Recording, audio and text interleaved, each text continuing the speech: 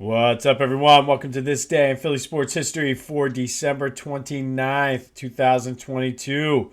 We are almost there, and it's flying. But quick housekeeping update. I will be recording a new Back to the Future later today, so be on the lookout for that. It probably will be out earlier than what it normally would be since I'm off. And speaking of that, if you hear some noises in the background, it's just the kids playing with their Christmas toys. So, with all that being said, I did mention yesterday I wanted to go over some of the bigger games in the Eagles Saints rivalry. And they have played four times in the playoffs. Each time, the Eagles are 1-3 against them in the playoffs. However, all four games were pretty close. The first time was back in '93, the wild card season, or wild card game for the '92 season. That was the bring it home for Jerome year.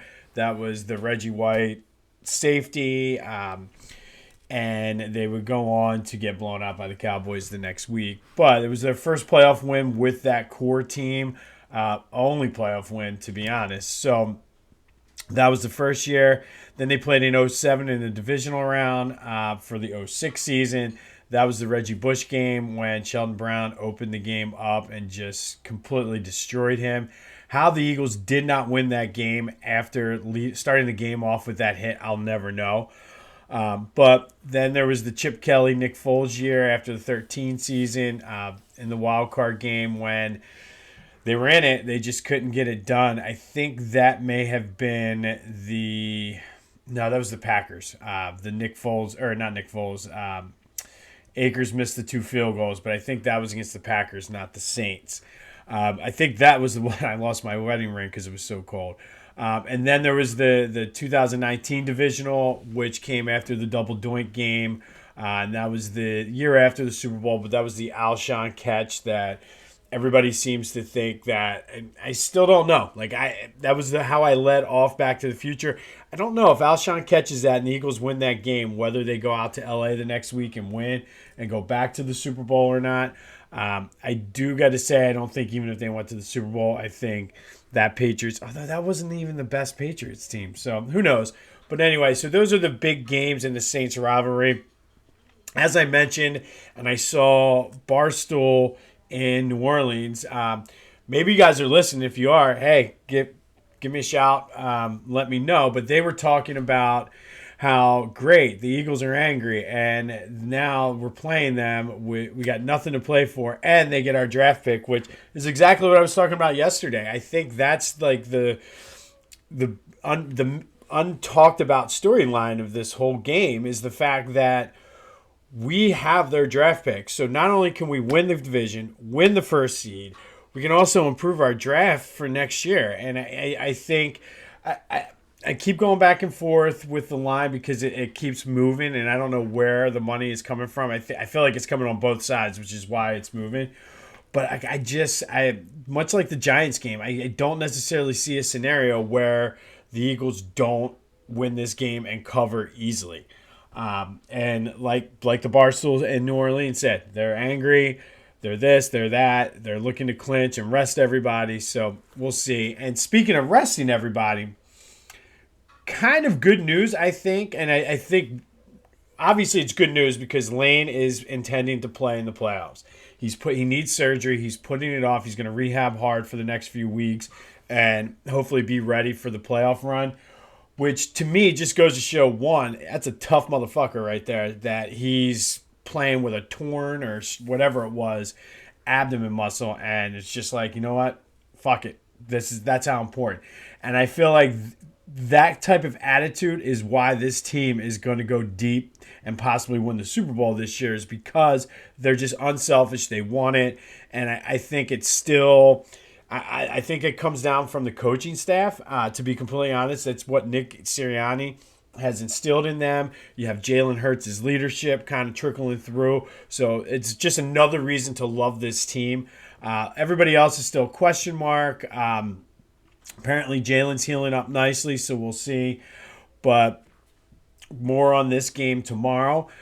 Quick Temple basketball update. They opened up AAC play with a 59-57 win over East Carolina. It was a solid game. I mean, it's two mid-level teams in the conference, but always good to get that first conference win. And hopefully what they can do is build on that. I mean, they are a good team. They're just inconsistent. And Aaron, you need to let's go. Like, get them playing more consistent, and hopefully that will lead to a little run in the AAC, because they're going to need it. Right now, they're not a tournament team.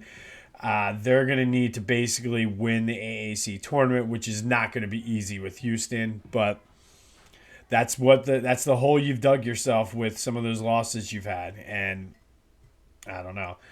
But today we're going to stick with the Temple Owls. We're going to go back to 2009. This day in 2009, December 29th, Temple, it was their third season in the MAC for football. It was Al Golden's fourth season as head coach. They traveled down to Washington, D.C. to the old RFK Stadium for the Eagle Bank Bowl. Unfortunately, they lost 30-21 to the UCLA Bruins. I was there in attendance. It was cold, but it was fun. It started off great. I mean, they went up and they were up 21-10 at halftime. But then an interception for a touchdown, followed by safety in the fourth quarter, kind of did the Owls in there at the end. Bernard Pierce got hurt and didn't play a lot in the second half, and it really affected the offense. Once he went out, they didn't score. So it was their first bowl game since 1979. First one that I never thought I'd see in my lifetime, which, I mean, I was privileged enough to see quite a few after that. But the fact of the matter is, I was like, if they make it, I'm going. I don't care if I had to fly to Hawaii. I was going to go see them playing a bowl game. But they ended up 9-4 that year, but it did give them the run, or start them on that run, that turnaround. And even UCLA, the fact that was their opponent, it was such a crazy mess. Apparently first, Notre Dame was supposed to be there, so it would have been, usually I think it's Army or Navy, one of the service academies usually go there, but neither one of them were bowl eligible. So then it went to Notre Dame, who opted out because of Charlie Weiss getting fired. Then they had to go to the MAC because there wasn't enough ACC schools, and once Notre Dame turned it down, there wasn't enough ACC schools, so they had the tie-in with the MAC. So Temple, I mean, they were 9-3 at that point. So I think some of it was they didn't have. I don't know how the bowl committees do it, but ultimately Temple got in. They ended up playing UCLA. It was a fun time though. I remember driving down early that morning. Learned a lesson, and it should have been something I learned way back from my buddy's wedding out in Kentucky, but complete amateur move. Always pack more than one pair of jeans when you go somewhere. I ripped my jeans very early getting out of the car at a rest stop, and I didn't have an extra pair of jeans with me, so I had to, I don't know how I did it. I got safety pins from the hotel lobby desk. And don't even ask. And why I didn't just buy a new pair of pants, I don't know. But I went to the game with ripped pants, and it it was a good time. We saw the beer vendor that we knew from Eagles or Phillies games, one of them. So we were getting hooked up the entire time. It was just an overall fun time walking around D.C. with ripped pants after the game. Got to talk to Al Golden for a little bit the next morning. Very nice guy. Very, very humble. Was very much looking forward to just what he had created and moving on. Excuse me. But good times, very fun. One of the highlights of my Temple experience as a sports fan was being able to go to that first bowl game, even though they lost, and just meeting everyone and just having a blast. Like, Temple sports the fans are really like a family. So they travel well. They want their teams to do well. So hear that, Temple University? We want you to do well. We travel well. We love these teams. Get it together. Oh, it's frustrating. But anyway, this day in Philly sports history, Temple lost the Eagle Bank Bowl 30-21 to the UCLA Bruins. More on the Eagles tomorrow. Go have yourselves a Thursday. And until next time, I will see you when I see you.